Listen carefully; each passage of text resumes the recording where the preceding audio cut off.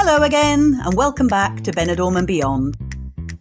Today I'm showing you the site of the Oasis Beach Club Bar along the promenade on Playa Levante and the wasteland next to it, after a subscriber asked me what had happened to this land since their last visit to Benidorm.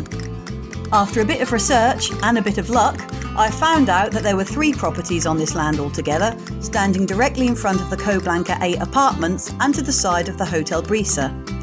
These included 2 villas on the left-hand side as you look from the sea, and another which had a blue domed roof very similar to the style of the churches in this region. On the left-hand side now stands the glamorous Oasis Beach Club Bar, set back from the promenade, offering beautiful views to enjoy while taking a drink. And in front of the bar lies spacious landscape grounds with plenty of seating and palm trees. On the wasteland to the right, Benidorm's Coastal Authority have now authorised the building of a museum, the Aula del Mar, which has been designed by the City Council on this frontline plot with a budget of just over €650,000. The villa that was originally on this plot, at Avenida Madrid number 35, has a fascinating history. It was considered the last vestige of the Franco regime in Benidorm and was knocked down in June 2016. Here is a photo of the works. The villa was the home of José Martínez Alejos, Franco's former president of the Alicante province. He was a lawyer and politician and lived in the house between 1939 and 1949.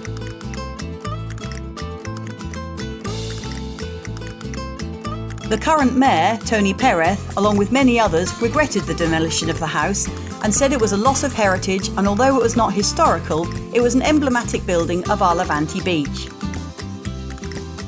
He said he felt sadness for what he considered bad news for the people of Benidorm, and that Benidorm needed to preserve references of our past.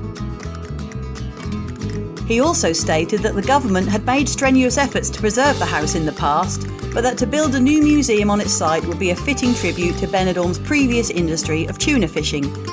The museum will also be located very close to where the last fishing traps were set in the town.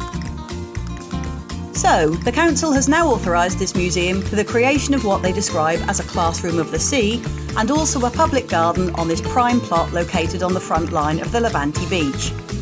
Shown here is an architect's impression of what it will look like when finished. The museum, or classroom, will recall memories of the maritime history of Benidorm, allowing people to see into the past and discover the seafaring history of the town, which was of course the origin of this resort. The council has 12 months to begin the building work, which must be completed in a further 12 months, and it has the rights to the property for an initial term of 15 years with an option of a further 15.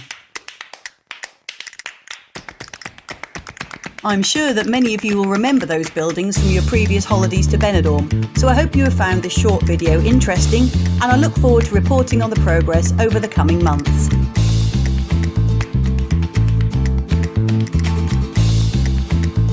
And remember, if you have anything you would particularly like me to cover in the future, just drop me a line in the comments, and please continue to like, share and subscribe if you haven't already. Cheers!